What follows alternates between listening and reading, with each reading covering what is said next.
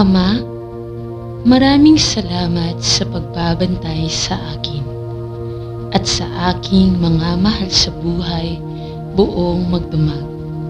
Nagpapasalamat din ako sa panibagong araw at panibagong pagkakataon na ibinigay mo sa akin upang makasama ko ang aking mga mahal sa buhay at maibahagi ko ang aking pagmamahal at pangangalaga sa aking kapwa.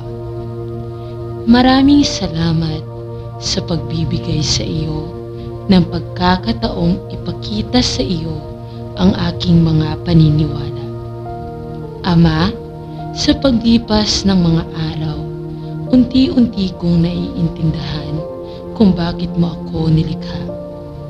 Unti-unti kong naiintindihan kung bakit ako nabubuhay sa mundong ito ngayon.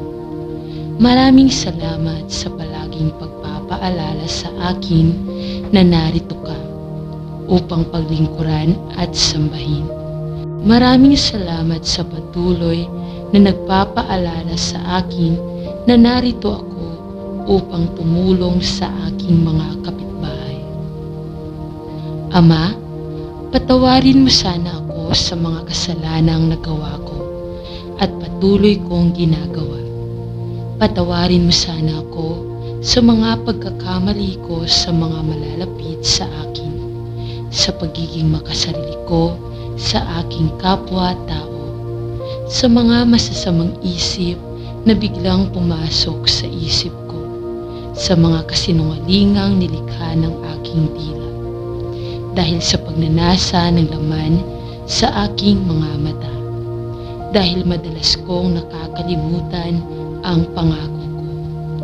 Humihingi ako ng tawad sa lahat ng aking mga pagsuway. Ako ay munting alipin. Bigyan mo sana ako ng kahit kaunting lakas para labanan ang mga tuksong ito.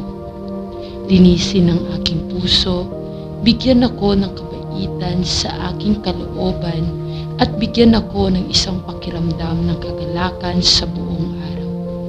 Nais kong sundin ang iyong kalooban at handa akong subukang tapusin ang gawaing ibinigay mo sa akin ngayon. Bigyan mo lang ako ng sapat na lakas para pahalagahan ang aking masasamang gawa at sundin ang tamang landas na dapat kong tahakin. Handa rin akong sumunod sa iyong kalooban at anumang utos mo ay susubukan kong sundin. Tulungan mo akong maging matatag sa harap ng mga hamon sa buhay at unti-unting malampasan ang mga pararating na unos.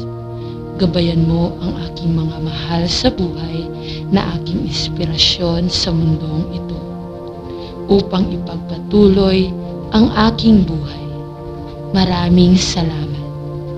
Itinadalangin namin ang lahat ng mga bagay na ito sa pangalan ni Jesus.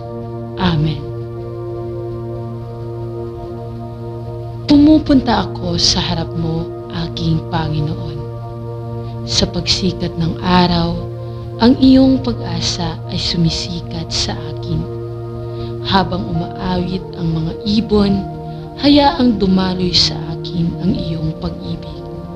Sa pagbaha ng liwanag sa bagong araw na ito, nawa ay sumilay sa akin ang iyong kagalakan. Panginoon, lumalapit ako sa iyo at umiinom sa sandaling ito ng kapayapaan upang madala ko ang iyong pag-asa, pagmamahal at kagalakan sa aking puso ngayon. Amen. Panginoon, ang puso ko ay puno ng kaguluhan para akong nalulunod sa sitwasyon ko at napuno ng takot at pagkalito ang puso ko.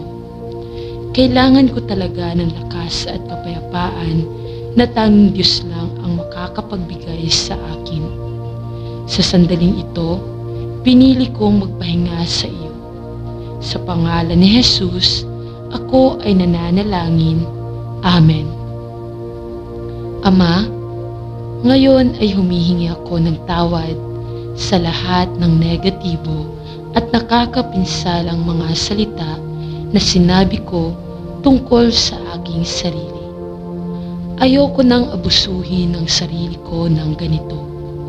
Baguhin ang aking mga iniisip at ipaunawa sa akin kung gaano kaganda ang ginawa mo sa akin. Baguhin ang aking mga ugali upang magamit ko ang aking dila sa pagpapahayag ng pag-asa at biyaya sa buhay. Sa pangalan ni Jesus, Amen. Diyos ko, minsan ang buhay ay nagpapahirap sa akin at nahihirapan akong makita ang mga bagay na ipinagpapasalamat ko. Mangyaring buksan ang aking mga mata upang makita ang mga regalong ibinigay mo sa akin sa aking buhay. Sinisimulan ko sa pamamagitan ng pasasalamat sa iyong pagmamahal sa akin upang pumarito sa lupa at mamatay upang tayo ay mabuhay ng magkasama magpakailanman. Amen. Ama, kailangan kong magpasalamat sa iyo sa paglampas sa aking mga pagkukulang at pagmamahal sa akin ng walang pasubali. Patawarin mo ako kung hindi ko kayang magmahal ng iba ng ganyan. Mangyaring bigyan ako ng mga mata upang makita ang mga pangangailangan ng mahihirap na tao sa buhay at ipakita sa akin kung paano matugunan ang mga pangangailangan sa paraang nakalulugod sa iyo. Sa pangalan ni Jesus, Amen. Panginoon, nais kong ilatag sa iyo ang lahat ng nagpapabigat sa aking puso. Ibunyag kahit ang mga kasalanan na hindi ko nalalaman. Panginoon, inilalagay ko sila sa iyong paanan at ipinagdarasal na patawarin mo ako. Naniniwala ako sa iyo kapag sinabi mong pinaliguan mo kami ng mas puti kaysa sa niyebe. Salamat, Diyos, sa iyong walang hanggang pagmamahal sa akin. Tulungan akong magsimulang muli ngayon upang gumawa ng mga pagpipilian na nagpaparangal sa iyo. Sa pangalan ni Jesus, Amen. Ama, natutukso akong mag-alala tungkol sa napakaraming bagay. Ang gulo ng mundo natin. Patawarin mo ako sa pagtutok ko sa anuman o kahit kanino maliban sa iyo. Salamat sa Biblia na nagbibigay at nagbibigay ng kapangyarihan sa akin upang mabuhay araw-araw. Sa sandaling ito, ipinapahayag ko na ikaw ang tanging pag-asa ko. Mangyaring tulungan akong tandaan na ikaw ay tunay na may kontrol. Sa pangalan ni Jesus, Amen. Ama, salamat sa walang sawang pagmamahal, sa iyong mga pagpapala at sa iyong awa. Salamat, Diyos, sa tapat mong paggabay at pagsama sa akin sa mga oras ng kawalan, ng katiyakan, pag-angat sa akin at pag-angat sa akin.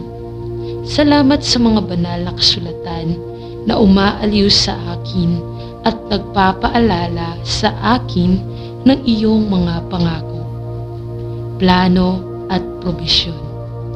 Salamat sa pag-alis sa aking mga takot at pag-aalala, sa aking mga palagay at pagpapaalala sa akin ng aking tulong ay mula sa iyo.